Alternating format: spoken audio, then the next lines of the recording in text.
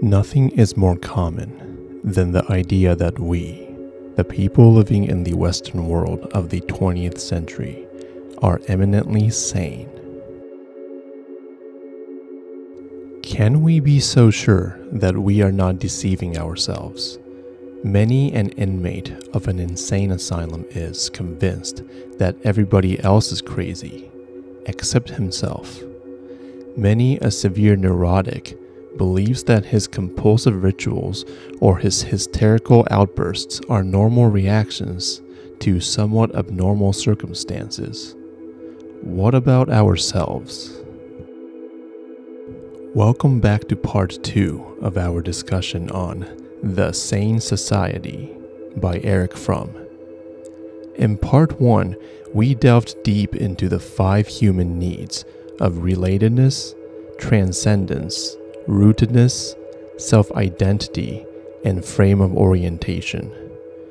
Erich Fromm made it very clear to us that food and shelter is not enough for us humans, since we have been gifted with the ability to reason and are all too aware of our mortality. We have certain needs in order to live a prosperous life. In this video, we will tackle Erich Fromm's observation of 20th century capitalism. One thing to keep in mind is that Erich Fromm does not dismiss capitalism completely and admits that it has helped many nations and individuals economically flourish. To a large extent, the development of capitalism has proven that this principle works, and it is indeed a miracle that the antagonistic cooperation of self-contained economic entities should result in a blossoming and ever-expanding society. It is true that the capitalistic mode of production is conducive to political freedom, while any centrally planned social order is in danger of leading to political regimentation and eventually to dictatorship. However, Erich Fromm does consider capitalism to also have problematic elements and that they encourage insanity among the population.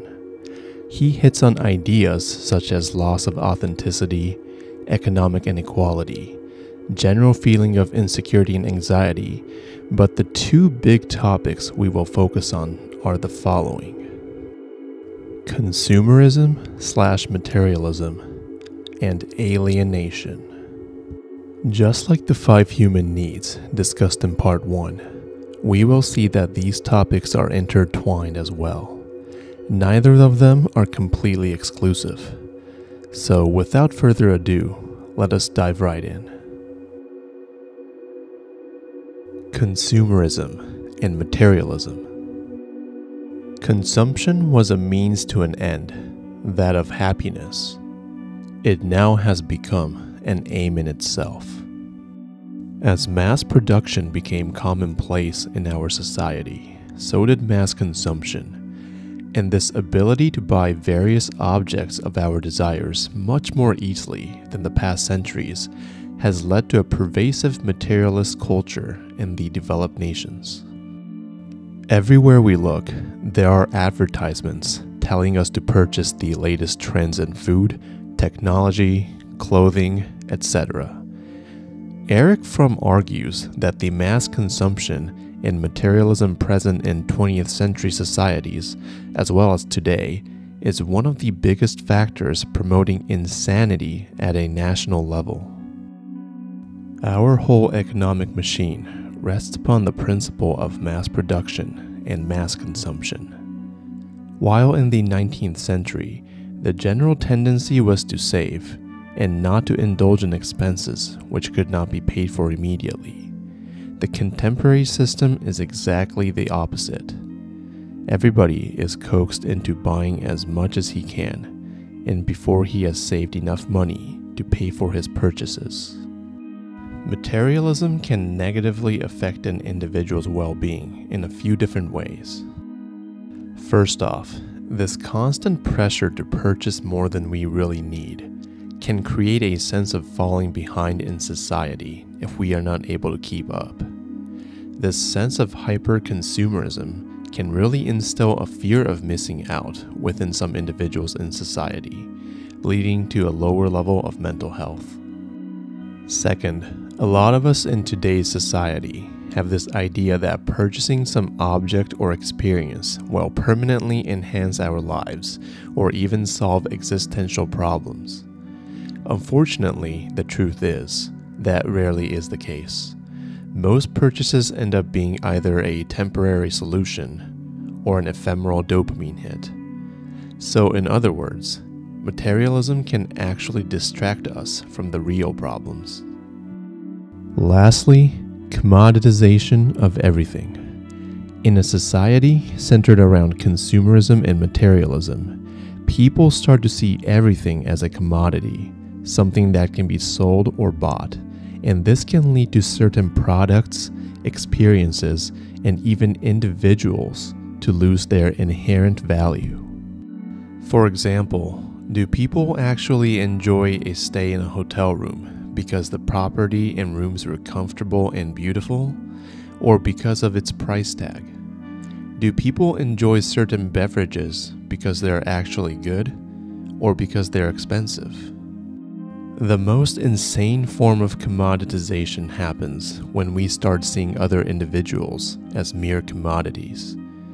In a hyper-capitalist society, Erich Fromm argues that it's easy for us to view others as not individuals with character, but rather someone that can or cannot be of our financial benefit. We do not care who they are, as long as they can be of financial value. So from all these consequences of extreme materialism, what do we get as a result?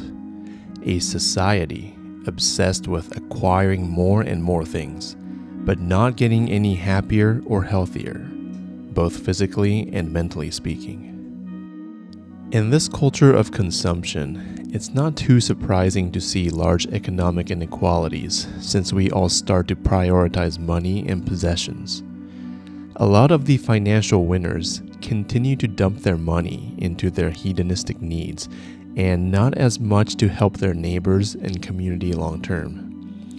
The less successful individuals are programmed into constant consumption, buying unnecessary things for short-term enjoyment, and not caring about long-term financial and emotional stability. Both of these groups are easily led to insanity. But beyond the method of acquisition, how do we use things once we have acquired them? With regard to many things, there's not even the pretense of use. We acquire them to have them. We are satisfied with useless possession. The expensive dining set or crystal vase which we never use for fear they might break. The mansion with many unused rooms. The unnecessary cars and servants, like the ugly bric-a-brac of the lower middle class family, are so many examples of pleasure in possession instead of in use. Alienation. The alienated person is out of touch with himself, as he is out of touch with any other person. He, like the others, are experienced as things are experienced, with the senses and with common sense, but at the same time without being related to oneself and to the world outside productively. The other big topic in this video is the alienation of the individual in our society. Fromm believed that capitalist societies fostered a sense of alienation, where individuals became disconnected from their true selves, each other, and their work, and that this disconnection led to feelings of emptiness and isolation. Let's go back to the idea of commoditization again. When we start to see everything under the light of commoditization, it hinders us from forming genuine, authentic relationships with other people. And if we struggle to connect and relate with other individuals, we naturally start to alienate ourselves. Erich Fromm argues that commoditization of humans occurs all too commonly, not just because of excessive materialism, as we discussed earlier, but also because the process of quantification and abstraction are fundamental economic features of modern-day capitalism. In pre-capitalist societies, goods and services were exchanged with other goods and services.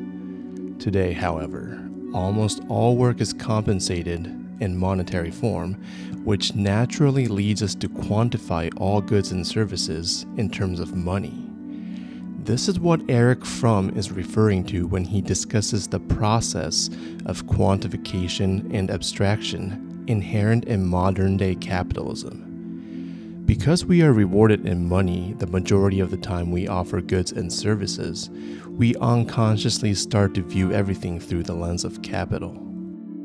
What is modern man's relationship to his fellow man? It is one between two abstractions, two living machines, who use each other.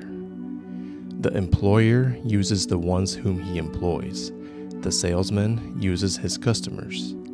Everybody is to everybody else a commodity, always to be treated with certain friendliness, because even if he is not of use now, he may be later. There is not much love or hate to be found in human relations of our day.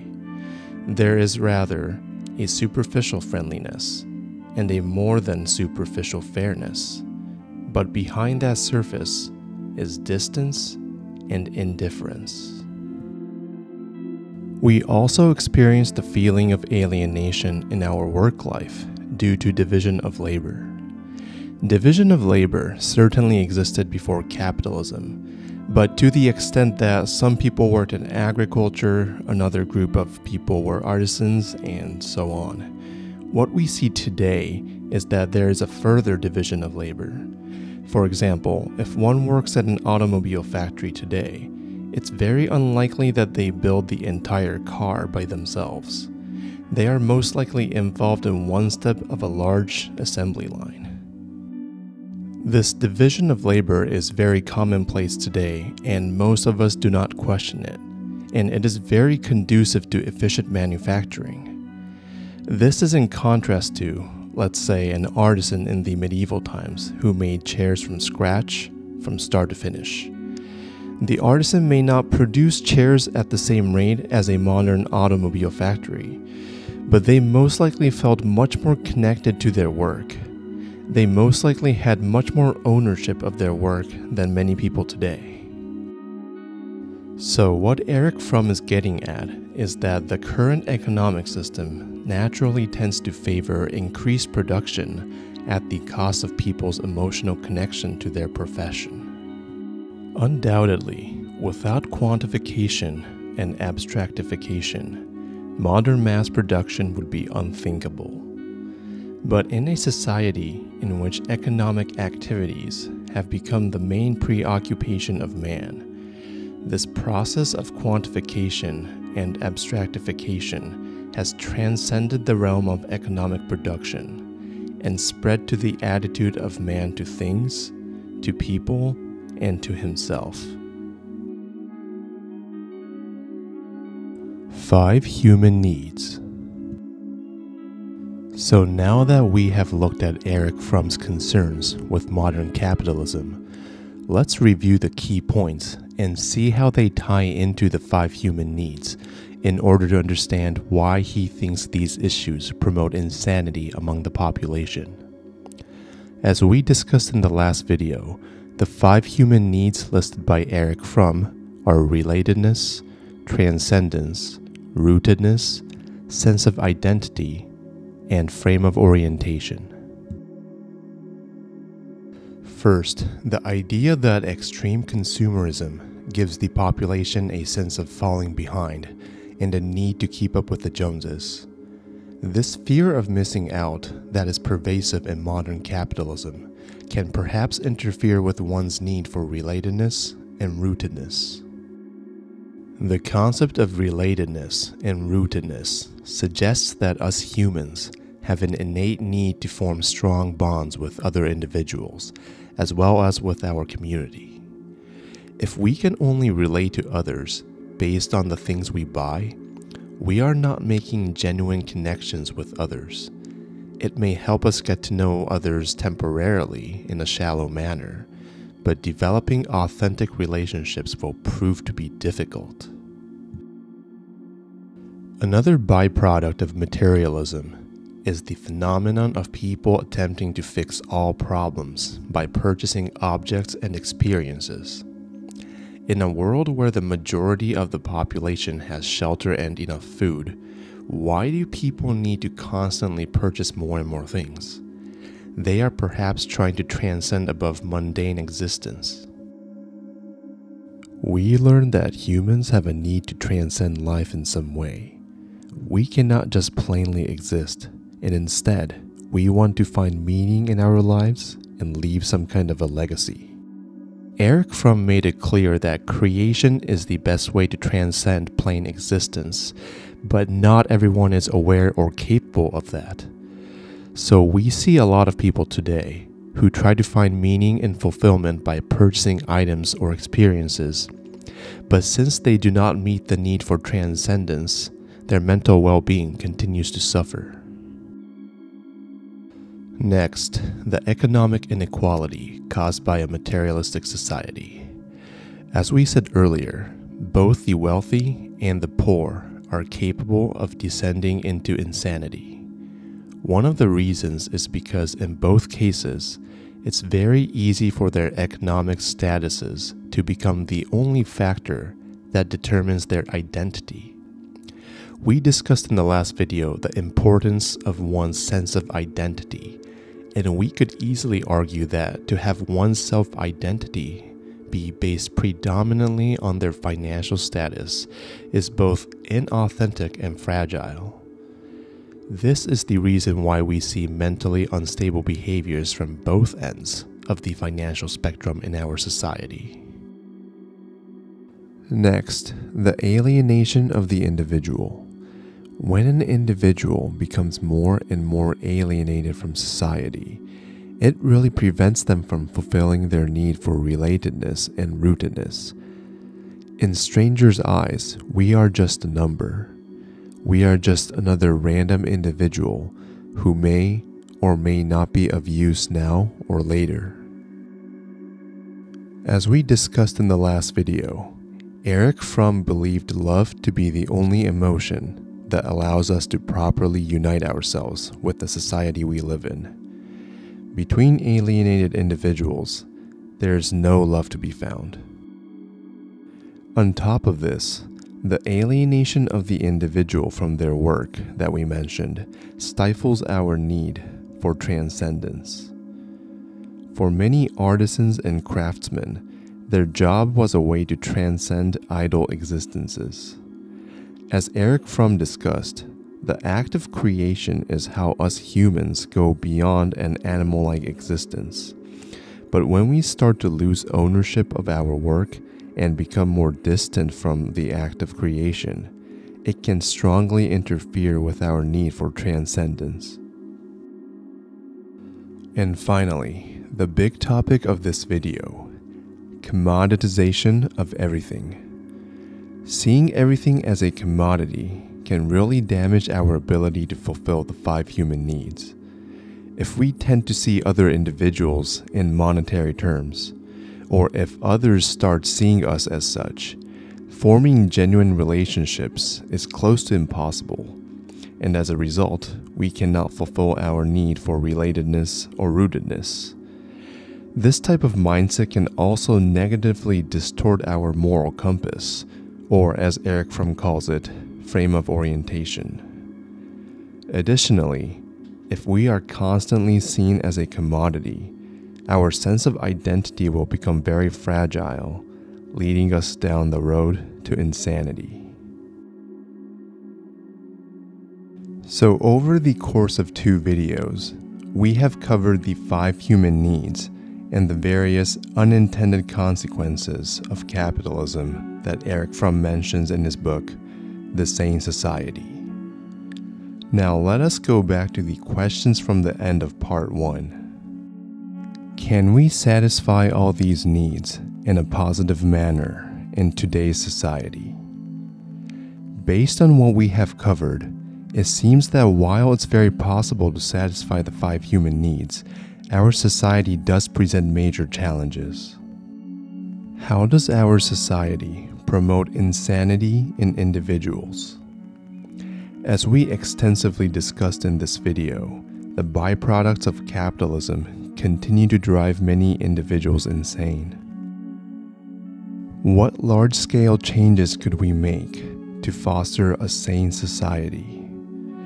This is the biggest question left, and we shall see what Erich Fromm has to offer in the third and final video on the Sane Society. Thank you for watching.